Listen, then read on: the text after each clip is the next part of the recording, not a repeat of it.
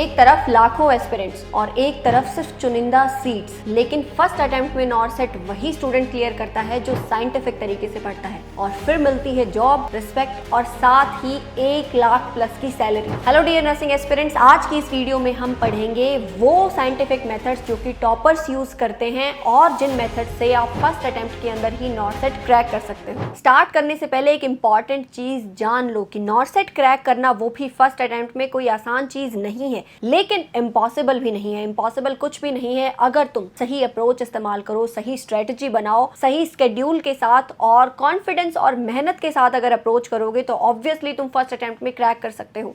तो कौन से ऐसे मेथड्स रहते हैं जो कि बच्चे यूज करते हैं और जो तुम्हारे लिए जानना जरूरी है, वो सब के सब आज इस वीडियो में हम देखेंगे। सबसे पहला पॉइंट इंपॉर्टेंट जो है हमारे पास रहता है कि आपको स्मार्ट गोल सेटिंग करनी है। इसका मतलब है जितना सिलेबस तुम्हारे पास है, सबसे पहले तो उस सिलेबस को पार्ट्स के अंदर डिवाइड कर दो और उन पार्ट्स के लिए एक स्पेसिफिक टाइम डिसाइड कर लो कि मुझे इतने टाइम में इस पार्ट को कंप्लीट कर देना है। जैसे सोचो तुमने सोच लिया कि पहले 2 वीक्स के अंदर मैं एनाटॉमी एंड फिजियोलॉजी कंप्लीट कर दूंगा, then I will move on to medical surgical nursing, then मैं फार्मा कंप्लीट कर दूंगा, क्योंकि तीनों सब्जेक्ट एक दूसरे से काफी रिलेट करते हैं। तो इस तरीके से हमको जो गोल्स हैं वो एक तो हमारी कैपेसिटी के हिसाब से बनाने हैं और सब्जेक्ट की इंपॉर्टेंस को देखते हुए भी। जैसे यहाँ पर हम एक वर्ड यूज कर रहे हैं स्मार्ट, तो इसका मतलब तुम जो गोल सेट करते हो वो पूरे के पूरे स्मार्ट होने चाहिए। समझ कर देखो, जो आपका गोल्स है that should be specific, S से that should be specific, M से जो गोल है वो मेजरेबल होना चाहिए। मेजरेबल यानी एटलीस्ट तुम तो उसे मेजर कर पाओ, तुम्हें पता है कि तुम्हें क्या अचीव करना है। उसके बाद ए से the goal should be achievable. Achievable का मतलब है कि नॉरसेट क्रैक करना ऑब्वियसली अचीवेबल है। तुमने एक ऐसा गोल सेट किया है जो करा जा सकता है। हर साल इतने सारे स्टूडेंट्स नॉरसेट क्रैक करते हैं, जिसमें से 50% ऑफ स्टूडेंट्स ऑब्वियसली ऐसे रहते होंगे, मोर देन 50% भी, जो पहले अटेम्प्ट में क्रैक करते होंगे। तो ऑब्वियसली ये गोल कैसा है,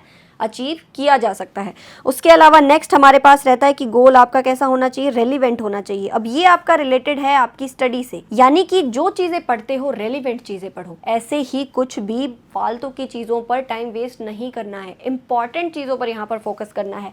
यानी कि आपका गोल होना चाहिए कम टाइम के अंदर ज्यादा से ज्यादा चीजों को गेन कर लेना। नेक्स्ट हमारे पास रहता है कि आपका जो गोल है that should B time bound. Obviously time bound है। अब तुम्हें पता है कि नॉरसेट 9 कब होने वाला है, नॉरसेट 9 आपका सितंबर में होने वाला है, इसीलिए एक लिमिटेड टाइम हमारे पास है, लेकिन उस लिमिटेड टाइम के अंदर हमको इन सारे सब्जेक्ट्स को पूरी तरीके से ग्रैब करना है। कोई ऐसी चीज नहीं होनी चाहिए इंपॉर्टेंट जो तुमसे छूट जाए। अब नेक्स्ट पॉइंट तुम्हें स्क्रीन पर दिख रहा होगा, एक्टिव रिकॉल। इसका क्या मतलब है, अब इस चीज को समझो। टॉपर्स या फिर वो स्टूडेंट्स जो बहुत अच्छे से पढ़ते हैं, स्मार्ट प्रिपरेशन करते हैं, वो कभी भी सिर्फ एक बार नहीं पढ़ते हैं। This is not a good method. जैसे ही तुम एक बार पढ़ते हो, व्हेनेवर तुमने एक बार किसी चीज को पढ़ा, उस चीज को पढ़ने के बाद अपनी बुक को क्लोज करो, अपने नोट्स को क्लोज करो and then try to recall. याद करने की कोशिश करो कि तुमने इस चैप्टर में से कितना गेन किया है। जो तुमने उस पहली बार में रिकॉल करने में तुम एबल रहोगे, उसी के क्वेश्चन तुम सबसे पहले सॉल्व कर पाओगे। रिकॉल करने के लिए क्वेश्चन प्रैक्टिस भी एक अच्छा ऑप्शन रहता है। यानी जैसे ही तुमने एक टॉपिक पढ़ा, उस टॉपिक के तुमने जल्दी से जल्दी कुछ देर बाद ही क्वेश्चंस अटेम्प्ट कर लिए, तो उस टॉपिक के 75 क्वेश्चंस तुम्हारे सही हो गए। तो इसका मतलब तुम्हें ये रिजल्ट तो पता चल गया कि 75% तो चलो मुझे पहली बार में याद हो गया।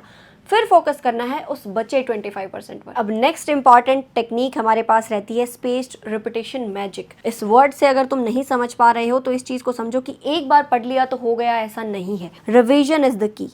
इस वर्ड को याद रखना, रिवीजन इज द की, यानी कि बार बार उस चीज को तुम्हें पढ़ना पड़ेगा, तभी तुम याद रख सकते हो। इंसान सबके सब एक जैसे हैं, कोई भगवान नहीं है। हो सकता है किसी की कैचिंग पावर थोड़ी सी तेज हो, लेकिन इसका मतलब ये नहीं कि तुम उस चीज को याद नहीं कर सकते हो। किसी बच्चे को उस चीज को 2 बार पढ़ने से याद हो जाता होगा, तुम्हें हो सकता है 3 बार पढ़ने से याद हो, 4 बार पढ़ने से याद हो, लेकिन इसका मतलब ये नहीं है कि हम दूसरी बार में गिव अप कर देंगे।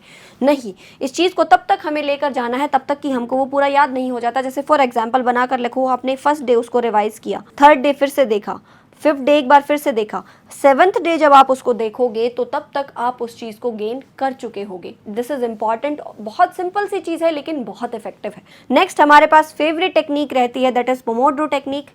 ये तो बहुत ही ज्यादा सिंपल है और तुम्हारे लिए भी इजी होने वाली है, तुम्हें भी इसको सुनने में मजा आएगा।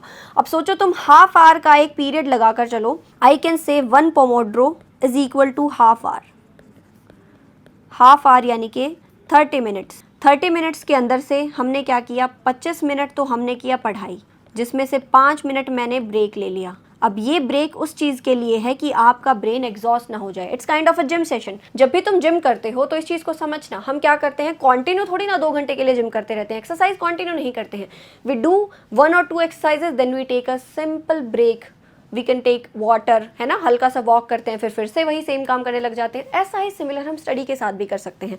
एंड आफ्टर 4 पोमोड्रोज, यानी कि कितना हो गया बेटा जी, 2 hours हो गए completely, we will take a long break. ठीक है, ये चीज़ आपको तब तक करती रहनी है। इस चीज़ को इंक्रीज भी कर सकते हो। मैंने 25 मिनट बताया स्टार्टिंग के लिए, you can increase this time. Increase का मतलब है अब तुम ऐसा कर दो, 1 घंटा कंटिन्यू बैठे हो, फिर 10 मिनट का ब्रेक ले रहे हो। इससे क्या होगा, सिटिंग इंक्रीज होगी। शुरू में इस चीज़ को एग्जैक्टली ऐसे ही करो, फिर अपने हिसाब से पढ़ने के टाइम को इंक्रीज करते जाओ, ताकि तुम्हारी कंसिस्टेंट सिटिंग जो है वो बन पाए। मोस्ट ऑफ स्टूडेंट्स की यही प्रॉब्लम रहती है कि एक साथ बैठ नहीं पाते हैं, बीच में रील देखने लग गए, एक बार उठ के पानी पीने चले गए, फिर इधर उधर टहलने चले गए। उस चक्कर में ना तो आपका फोकस बनता है और जो चीज़ पढ़ रहे थे उसका फ्लो भी टूट जाता है। अब नेक्स्ट तुम्हें दिख रहा होगा PYQs and mock test, and obviously ये तो रामबाण है, ये तो करना ही करना है। PYQ का मतलब है प्रीवियस ईयर क्वेश्चन, एटलीस्ट पिछले 5 साल के प्रीवियस ईयर क्वेश्चंस तुम्हें देखने ही देखने हैं। उससे तुम्हें क्या एनालाइज होगा, क्वेश्चन नहीं रटने हैं, उससे तुम्हें पता चलेगा इंपॉर्टेंट टॉपिक्स कौन से हैं। फॉर एग्जांपल तुमने आइडेंटिफाई कर लिया कि BLS ACLS से हर बार क्वेश्चन उठ के आता है, ECG से क्वेश्चन आता है। इसका मतलब तुमने PYQ से आइडेंटिफाई कर लिया कि ये तो इंपॉर्टेंट टॉपिक है, इसको हल्का सा ज़्यादा टाइम देना है दूसरे वाले से। फिर बात आती है मॉक टेस्ट की। मॉक टेस्ट बहुत इंपॉर्टेंट है। किसी भी बच्चे से पूछ लेना जिसने पहले अटेम्प्ट में नॉर्सेट क्रैक किया होगा या जिसकी बहुत अच्छी रैंक आई होगी, उसने मॉक्स या फिर क्वेश्चन प्रैक्टिस बहुत अच्छे से की होगी, ये बिल्कुल भी बात गलत नहीं हो सकती है, उसने पक्का क्वेश्चन प्रैक्टिस बहुत अच्छे से की होगी। एंड यहाँ पर इंपॉर्टेंट चीज़ रहती है, क्वेश्चन प्रैक्टिस करने के बाद एनालाइज करना बहुत ज़रूरी है।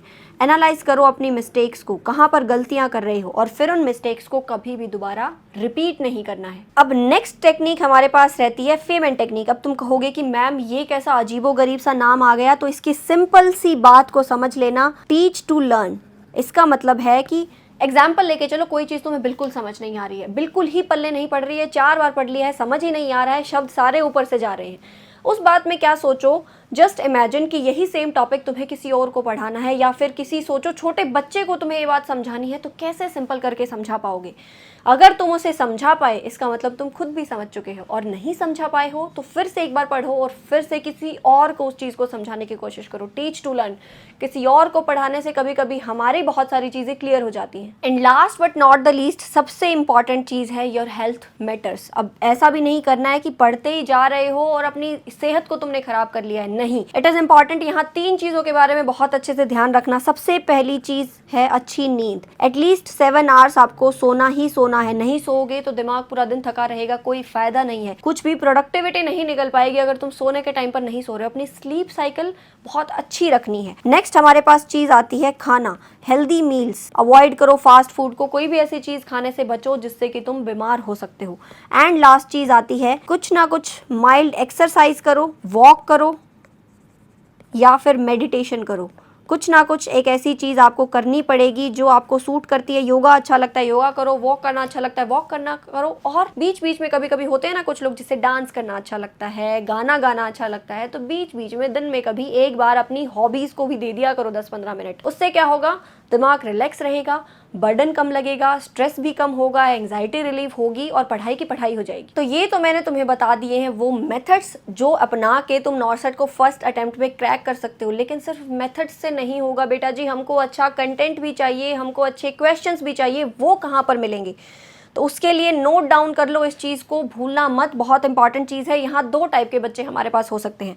एक वो बच्चे हैं हमारे प्यारे प्यारे जिनके बेसिक कंसेप्ट अभी नहीं बने हैं, जिनकी थ्योरी अभी तक कंप्लीट नहीं हुई है, अच्छे से उन्होंने पढ़ाई एक बार भी नहीं की है। तो उन बच्चों के लिए मैं सजेस्ट करूंगी एनप्रेप गोल्ड। ये कोर्स आपके लिए सबसे बेस्ट रहने वाला है। ये खरा सोना है, इसमें सारी चीज़ें आपको मिल जाएगी। आपका कंटेंट इसके अंदर क्लियर हो जाएगा, आपके वीडियो लेक्चर्स यहाँ पर क्लियर हो गए, आपके प्रोसीजर्स यहीं पर क्लियर हो गए, उसके अलावा आपकी टेस्ट सीरीज भी यहीं पर आ गई, mock test, PYQs, everything is included in this course. And कोई भी ऐसी चीज़ नहीं रहेगी जो यहाँ पर कवर नहीं करी गई है। दूसरे टाइप के हमारे वो स्टूडेंट्स हैं, वो प्यारे प्यारे बच्चे हैं जिनके कंसेप्ट्स अच्छे बने हुए हैं और जो एक बार थ्योरी को अच्छे से कवर कर चुके हैं। अब यहाँ उनके लिए इंपॉर्टेंट कोर्स रहता है रैपिड रिवीजन। मैंने तुम्हें पहले ही बताया था, सिर्फ एक बार थ्योरी को कर लेना, एक बार उसको कंप्लीट कर लेना आपको पूरा का पूरा उस चीज़ के अंदर स्ट्रॉन्ग नहीं बना सकता। You have to revise.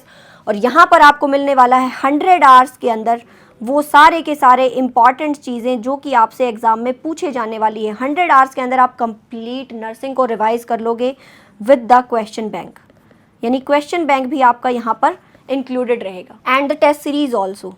तो मेरे हिसाब से यहाँ पर कोई भी चीज़ ऐसी नहीं बची है जो कि तुम्हें अब तक नहीं पता चली है जिससे तुम फर्स्ट अटैम्प्ट में नॉर्सेट क्रैक कर सकते हो। अगर तुम्हें फर्स्ट अटैम्प्ट में क्रैक करना है तो इन सारे के सारे साइंटिफिक मेथड्स को तुम्हें बहुत अच्छे से फॉलो करना है विदाउट चीटिंग योरसेल्फ।